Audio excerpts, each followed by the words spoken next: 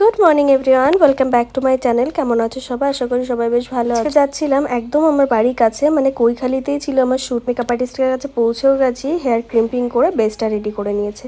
তারপর আমরা লাঞ্চ করতে বসে গেছিলাম। আজকে বাড়ি থেকে আমি নিয়ে এসেছিলাম রুটি, ডিম ভাজা আর টক দই আর শশা। এদিকে সবাই সবার টিফিন খাচ্ছিল আর আমাকে একটু চাটনি দিয়েছিল, সেটাই খাচ্ছিলাম। অ্যাকচুয়ালি চালতের আচার। এদিকে আমার হেয়ারটা দিদির একটা স্টুডেন্ট কার্লস করছিল। ফটোগ্রাফার তো চলে এসছে, বাট কারেন্ট চলে গেছে। এদিকে দিদি স্টুডেন্ট হাওয়া করছে, প্রচন্ড গরম করছিল।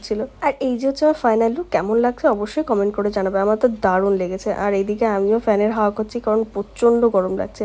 আউটডোরে শ্যুটটা করে এদিকে আমার শ্যুটটা ডান হয়ে গেছে। আমি এখানে জুয়েলারি খুলতে শুরু করে দিয়েছি। আর আমার ওই মেকআপ আর্টিস্টের স্টুডেন্টটা দেখো ডান্স করে দেখাচ্ছে যে আমরা কি ফানি ভিডিও করেছি সেটা।